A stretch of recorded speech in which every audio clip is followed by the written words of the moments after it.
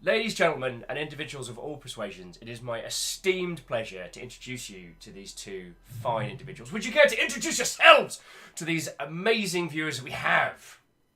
Oh, absolutely. Sonia, why don't you start us off? Oh, well, I am the wonderful Sonia Kanda. I am the art director of Supreme Courtship, the character artist for Supreme Courtship, and the UI person for Supreme Courtship. Got it. All those in one.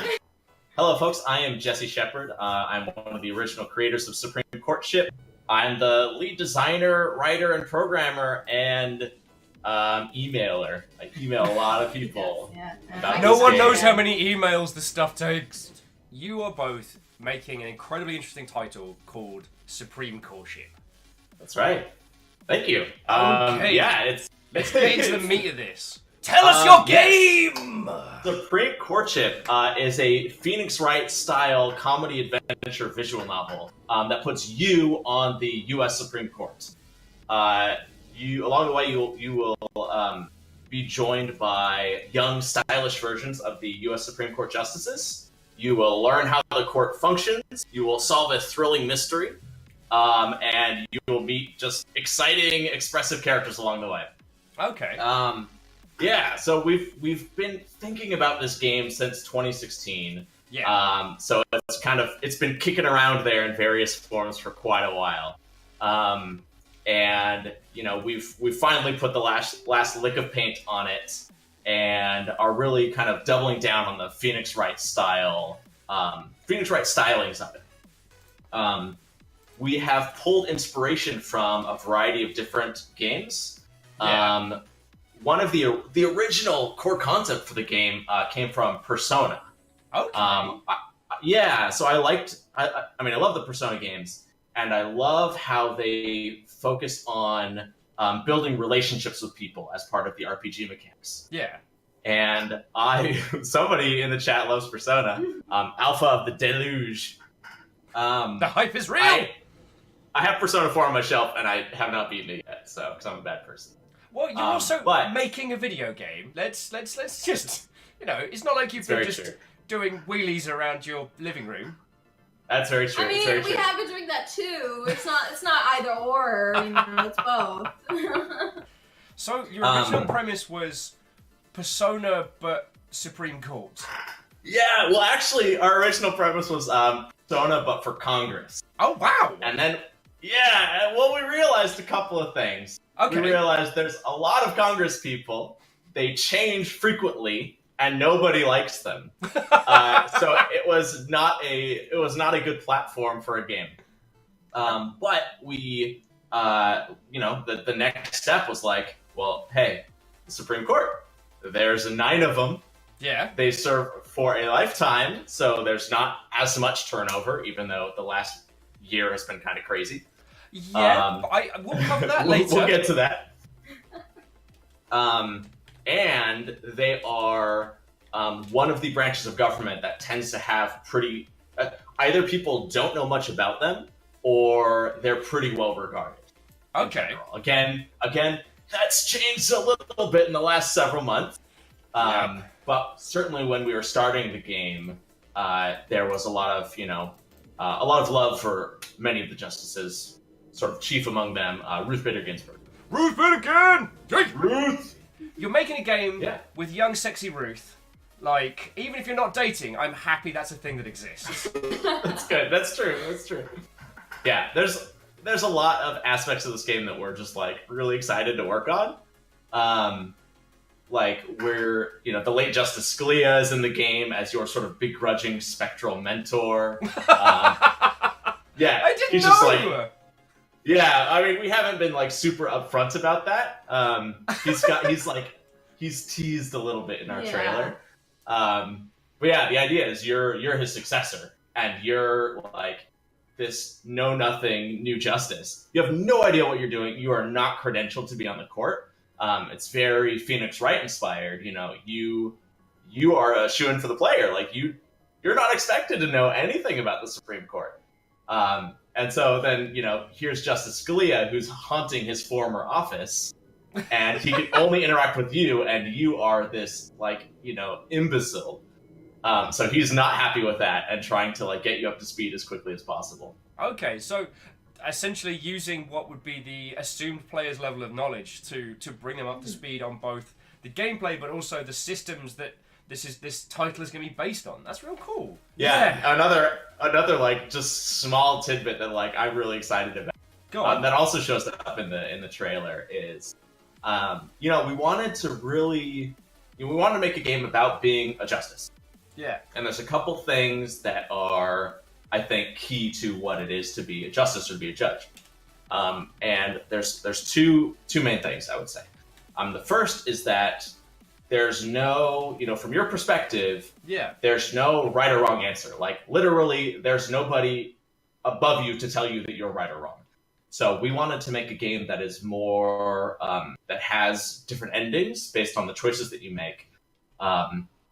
We're inspired by Phoenix Wright, but Phoenix Wright is a strictly linear game, and we want to change that a little bit and give you more opportunity for choices that impact and create different end game scenarios. Okay. Well, the second important thing about being a justice is being able to interrupt people at any point in time.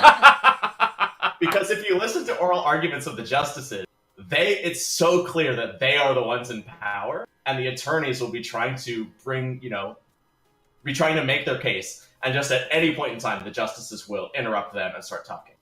So in our game, we are adding the player gets a gavel, and at any point in time when you're talking to a character, you can bang the gavel, and it will go back to whatever your last choice was. So basically, you can be asking people questions, or they'll you ask them questions, and they'll be answering it, and then you'll just smack the gavel, and you'll be like, I want to ask a different question now. That's super cool. It's my turn again. So, in the game, we want to present the player with, like, real-life cases and sort of allow them to live out this power fantasy of, like, what if I changed this ruling? Like, how would that impact the real world? Yeah. For the folks that check out our demo, there are characters in the game that are, like, newscasters, right? So they're, like, talking about, what the Supreme Court is doing and how it's affecting society. And so through those characters, we can sort of explore what impact your rulings have had. There's a demo? There's a demo! There is a demo. Check it out! Yeah. Go to the Kickstarter page. Hey, should have read that better. I am being a terrible host today. There's a demo! You can play it! It'd be great! That was kind of like the biggest hurdle for us for the Kickstarter, is like making sure like the demo is indicative of what we want to do with the game, because currently, the reason our company is called Just Us Games is because it's a small team. It's just us. Yeah. And Will, were you pouring coffee into your eye? I was lamenting that there was no more. Okay. So it's just the two of us. So when we were making the demo, we wanted to kind of like showcase like a couple different features that we were thinking on, and of course there's a lot more that we would like to add to make this game feel like you're a Supreme Court judge or justice, and like that you can really make these really interesting decisions, and also have like a societal impact. It's not just that you're like in the court and you're removed from people, but that's why the newscasters kind of come into play. It kind of shows like how you're impacting the world, and so. Yeah, we worked hard on the demo to try and get those pieces in, but if we're successful on Kickstarter, we hope to grow those pieces even more. And that's why we're hoping for support from all you lovely viewers. That's way cool. So what do you need the 32K for? I mean, because we know Kickstarter takes a cut and that there are, PayPal processing fees, but the money of that goes to you, what do you need that for? Well, we have a budget breakdown on our Kickstarter website, but basically what it boils down to is we want to grow our team a little bit more because, again, making a full-fledged game with just 2 people full-time, it can become a little bit stressful. So we're hoping to get... we're hoping to primarily get additional writers and Unity developers and presumably even a composer to work full on the game. Some of the music that we're using currently is sourced freely, and so we would like to develop a custom soundtrack for the game. Just because, like, our trailer is a custom soundtrack, and our composer Will, he did also another Will. There's a lot of Wills. Yeah, there's a lot of Will. We are legion. We actually are everywhere. a disturbing number of wheels. He did a great job with the music, and so we would like to, have that impact in the final game as well. Both of us are working on this full time and self-funding, so this would a small part of it would go to just sustaining us. There's a few things I'm probably missing, but programming is also one of them that we get that additional boost of getting some help with that. Yeah, Quite cool. I think. The only bit I'll add to that is we've got, I think, a lot of talent with just us, just our small team. So we have a lot of in-house capacity. Yeah. And so that means we can handle a lot of the game with very minimal costs. But there are certain things where having additional people involved is going to really help us. So, ladies and gents, individuals of all persuasions, if you go for the top tier backing stuff, you get a gavel. You get a gavel. Yes. I don't know if anybody's bought. It's engraved. Yeah, not just a gavel that we stole from somewhere, an actual proper A real gavel. It could be yours. We don't even have. We're probably gonna bag ourselves at that level just for that gavel. Yeah, I don't think anybody's backed us at the gavel tier yet. Could be you. You could be the first one. Yeah. Though the Ruth Ginsburg hoodie is sweet. Yeah. I wish I could. We've gotten a few of those. I wish I could rock that color scheme because it's fucking good. So, one of the things that I really respect about the project that you're doing, about the content that you're doing, is that this will genuinely teach people about the Supreme Court. And the Supreme Court isn't a quirky, banding together of individuals who occasionally put out a couple of interesting think pieces. They have a genuine impact on everyone's day-to-day. They affect literally everyone here. And I know we've got people watching internationally, but we've had stuff like net neutrality and things like that. And, Supreme Court's probably going to have a little bit of a say in that. And that will... As much as I wish that American politics spill over to other parts of the world, I don't think that's the case. At least for those citizens of us who spend our lives on the internet, those of us who live in a somewhat global community, we are affected by this, A larger portion of, big English-speaking sites are based in North America, and so it does affect us legit. So, what are some of the elements alongside the setting? What are some of the elements that you've done to help teach users as they are playing this? We were talking about Spooky Ghost Friend, but I think it's worth going back to him and back to some of the other elements that you mentioned earlier in the show. Yeah. So, we've got the Supreme Court and the people on the court, the justices, are, there's a lot there. There's a lot of information, a lot of detail to mine. And the way we're approaching it is we assume most of our players are coming in with surface level, if that, knowledge of the Supreme Court. Maybe they know a couple of the justices. That's about it. So we're trying to sort of build a foundation of interest in the courts. So we want players to come away having some idea of who the people on the court are, what their baseline views are. If all you take away from this game is who on the court is a liberal, who on the court is conservative, who on the court is more of a swing voter, that's great, right? Most people aren't even at that level. Beyond that, we're going to get into some of the workings of the courts, how cases are chosen, how they are sort of voted upon, and the ins and outs of justices discussing with each other behind the scenes to sort of come to some agreement on things. All of that stuff is sort of delightfully behind the scenes, right? Every other branch of government is very kind of in your face at all time. And the Supreme Court is the only one where it's no, it's just 9 people talking to each other, trying to work out and sort of defend their positions. No other branch of government has to take a position and write an essay on why they think it's the right thing to do, right? Yeah. So we want to explore that. We want people to be excited about who the justices are, and just give people sort of a crash course on this branch. Quite cool. Yeah, and overall, covering things as well that like the other branches are kind of in control of too, because we have a character in both in the demo and going to be in the game who's a fictional congressperson, not a real congressperson, and they're a senator, and just kind of using them as a way to describe like how Congress affects the Supreme Court. With Kennedy retiring, what does that mean? With the court possibly becoming more partisan or not, like how does that affect what Congress can do to the court, things like that. So things that we might actually like experience coming in the next couple of years. We've already kind of experienced stuff midway through developing this game, and we've tried to roll in as much of what we too have experienced just through the news into the game to like show people like what really was going on around that time.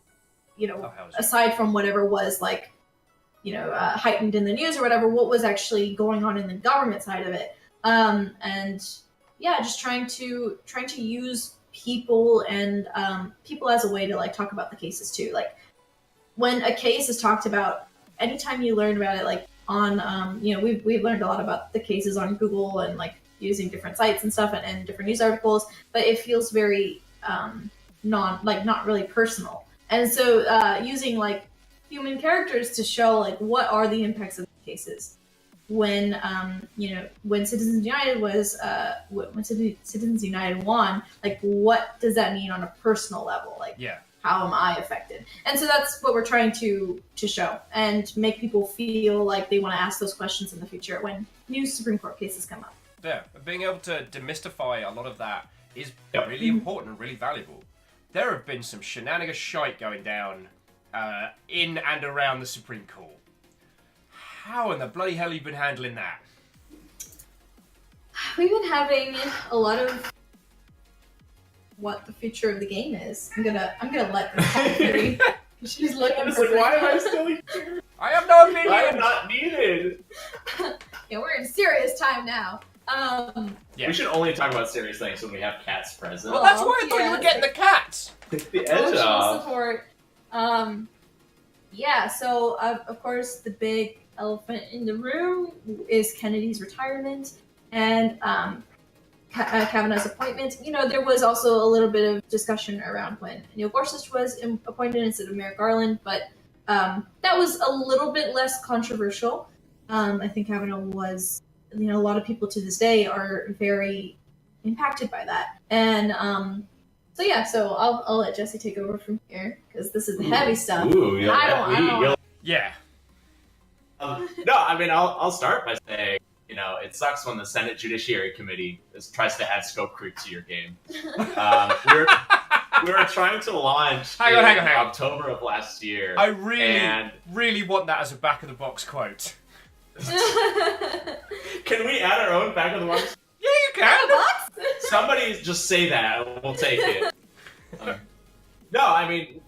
We had originally planned to launch in October of last year. The thinking being midterm elections are coming up. There's going to be a lot of attention and activity in political circles. Yeah. We thought, we could be part of that conversation and be sort of relevant. And surprise, Mother Hubbards! Right. So when we found out Justice Kennedy was retiring, it was like, oh, this is kind of a big deal. This is not common for justices to retire. And Kennedy is like a pretty important character in the real world and definitely an important character in our game. And we have a lot of thoughts about his retirement. But, the biggest deal was that like somebody was appointed to fill his seat and that confirmation was very controversial.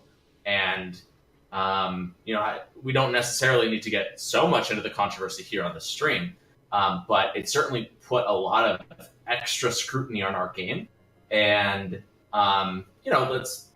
that's how it goes, right? It's not like, it's not like, oh, we didn't deserve to have this extra scrutiny. Because, like, we kind of signed up for it, right? We're making a game about Supreme Court and politics. We had to just be very, very careful and decide how we wanted to proceed and whether or not we wanted to proceed, right? There's a period where we kind of, during the confirmation hearings, we kind of stepped back and we were like, do we want to keep working on this game? Yeah. that was like a real concern for us because there was, I think I even at that point I was thinking maybe it's better for us to not have anyone who's a real life justice and like just make up characters. But at the end of the day, like the value that was added from having real names, like it's similar to like we both love Hamilton. That's an example, right? That we both watched it or listened to it and just like immediately wanted to know more about those real life people. And the fact that even if it liberties, it of course a lot of things weren't exactly accurate in that musical, but it's about the American Revolution. Of course, it took liberties. Yeah. I mean, hello. But there is a lot of unapologized tea. I'm just gonna say it. You guys have never apologized for. Just say it. Literally hundreds of dollars down the drain. But yeah, so like that being an example, like that connected us more with the fact that like made us want to learn more about these real life people, and it just kind of like opened the door for that. So like that is something that's very valuable when you're trying to teach people, is to don't have it all be worthless. Like it really has a worth outside of the game. It's like someone could start wanting to learn about law because like, oh, I really like this real life person from this game. Yeah. Like that's kind of what our like idealized hope for it is that someone plays this game is like, dang, I really like this real life person, like because I played them in this game or I played with them in this game. And if they weren't real life, it would just diminish that for us. And so we realized that we made the decision that we are going to keep real life justices in the game. And I think, we both agreed that like having Kavanaugh in the game was just not something we were comfortable with. So even though it's not 100% accurate, at least we're kind of finding that compromise where we're still making a game that we feel comfortable with, without completely like erasing the real life justices and their representation. So at any point were you considering using historical justices rather than the current lineup? Did you ever consider like picking like the greatest hits rather than taking the current setup? Yeah. We've had people recommend. I think there's already few enough people that know who the current justices are. There's even fewer that remember who the previous justices are. So I think there's a lot of value we could do in shining a spotlight on members that are currently serving. So that was always kind of what we wanted to do. People ask for DLC for previous justices. Hey, let's talk. Let's get those Kickstarter numbers up. Let's see what we. I'm not saying gavel smash like best hit justices, but you could pick all the best justices or the ones you like in history and just send them a little envelope. We have one of our reward tiers. It's a very high-end tier, but you can design a character that you put in the game.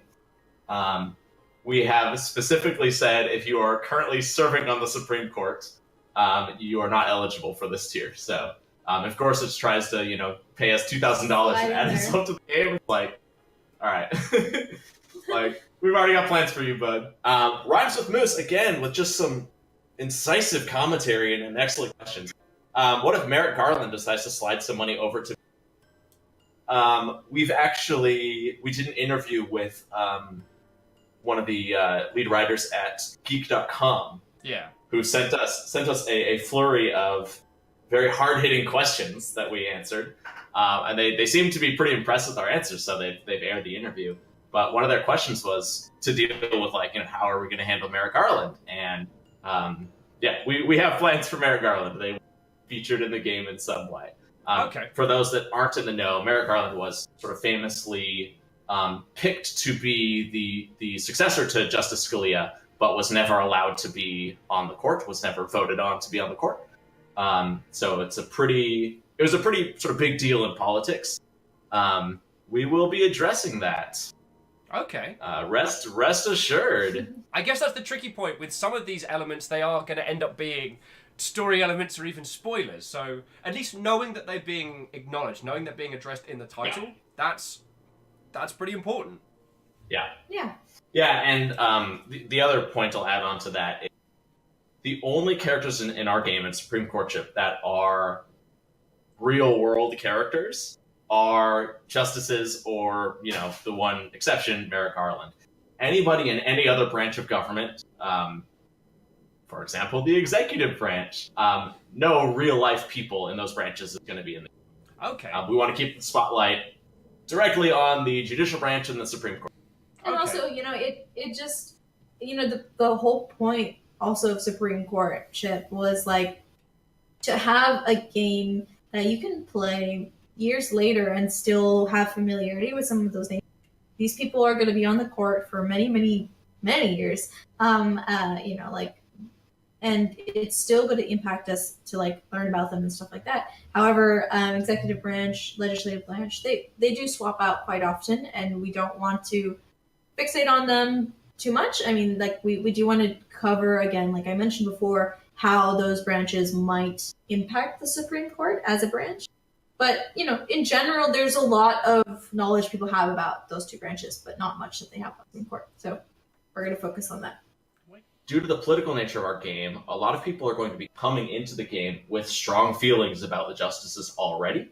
Okay. And those players need to be given the option to have an informed choice about who they are spending time with and befriending throughout the game. Mm-hmm. A lot of narrative games have players make essentially arbitrary decisions, and then the result of those decisions is turns out you are, dating or befriending this. Yeah, I mean, not to dance around the topics, with a lot of those dating games, it's based on, romantic interest or, hey, that person looks hot. So initial choices are made on, who the player finds adorable, who the player wants to, fictitiously sleep with. Well, yeah, but I'll actually kind of contradict that a little bit. Because go for it. I think most, even if we're just drilling into dating games, it's oh no, it's rare that like players like just straight up given a choice of like who they want to spend time with. It's almost always you make a decision like, do I want to stay late after school, or like, how do I want to, do I want to join this club or that club? And it is very rare that you know what impact your decisions are going to have in terms of who you're going to spend time with. Yeah. So that was something we wanted to be very careful about with Supreme Courtship, and make sure players are always presented with an informed choice about where they're going to be spending their time. Okay. I guess then that is an interesting challenge. And how have you approached, because you were saying there that you'll be informing individuals so they are able to make a choice, but if people are coming in with preconceptions, if people are coming in with, I like this individual because of my personal political stance, how are you able to present them with the information for both the side that they are pre-supporting and the sides that they may not be? How are you able to present to someone who already has a bias one side or the other? And I don't mean in terms of political bias. I mean like looking at this as a games designer. Like, someone is coming in being like, glory, glory to the red team in Command and Conquer. How do you present them, the facts of the GDI? Yeah, I'll keep running with this one because I've been accused in chat of running from the hard questions. And that I said I was thirsty. Okay, very thirsty. It's a really interesting question. I think I'll answer it two different ways. Please. The first is, if people are, our main goal with this game is to educate people about the justices. And if somebody's coming into this game with some knowledge about the justices, hey, they're already doing pretty good, If they've already got a strong opinion on this, they're more informed than most people. And if they choose to spend their time with the justices they like, we're at least giving them more depth and scope into the justices they like. So at least they're like, oh, I liked such and such justice, but now I get to know even more about them and the complexities of their worldview. And, now I know more about them than just kind of like the surface level. So we don't really need to be persuading people to spend time with the other justices. If they want to spend time with one, go for it. That's great. The second bit is we are going to have like group scenes, right? Yeah. There's like, you've got your courtroom scenes where all the justices are there and they're all kind of like chipping in. Yeah. So you're not going to be able to like remove a justice from, like, I'm opting out of this person. Yeah, you can't choose. You cannot choose to not hear someone's views as far as the case goes. Like you will know generally what everyone's views are. Like we have that case files breakdown. You'll know how people lean. You'll know quotes about why they lean that way. So when we mean about like who you can choose who you hang out with, that's more on the personal level. Some of it is, of course, political ideology or like judicial ideology, but generally the choosing is we don't want to force you to be friends with someone that you might not agree with. Okay. We do in the game tell you what those people believe as far as the case goes. Like focus on that case, because you have to make that informed choice as a judge. Yeah, and we're also going to be leaning into the fact that you're not really playing as yourself because you're playing as the main character, and the main character is very unaware of politics. So we're leaning into that to like allow us to show both sides without like there having to be much of a bias, because they don't know anything, so they're ready to like question, like learn about every side. So that's kind of how we're gonna like allow for that natural depiction of both sides. Put me in, coach. I'm ready to learn. And to everyone who's been watching and has backed us too, this is thank you super so helpful, and we're cool and really excited to like build out this game more, and hopefully in the future. This is an incredibly good first day, so we're stoked. We're so happy. Well, ideas are flowing for all the things we want to do. I'm super happy, and I look forward to charging a pint to you both. As in raising a glass, not charging you money. I look forward to raising a glass to you both when this Kickstarter lands. All right. So I tell you what, we've hit the we've talked about the Kickstarter. We've shown the demo. We have answered questions. I think this has been an absolutely stupendous stream. So if it's all right with you, lovely folks, I'd like to bring this to a close. Is there anything you'd like to add for our lovely viewers before we wrap up the show? Folks are asking for cats. I'm gonna try one more time. Just gonna get him. I see. Yeah, the cat's looking at her. Yeah. Thanks everybody for spending so much time with us today. I hope you liked the demo. We need support from folks like you to make this thing happen. There's a reason why publishers, aren't super jazzed about this, because it's a risky concept, and we need to prove them with the Kickstarter that people want something like this to be made. So anything that you can do to spread the love, share the news, would really, really, really, really mean a lot to us. Thank you so much, everybody. Yeah. She says thank you too. I had a very heartfelt moment. With a kitty. Also, are you guys going to be at GDC? Yeah, we're going to be at GDC. I hope we are there to talk to publishers and tell them, look at how much money we made. That's the goal. The cat either approves severely or disapproves of your publishers. I can't tell. So yeah, thank you both for being the most excellent of guests. Thank you everyone. Thank you, Will. This is the last, yeah. Thank you everyone. This has been a stonkingly good day. We wish you well, and from us, thank you so much. Good night, everybody. Bye.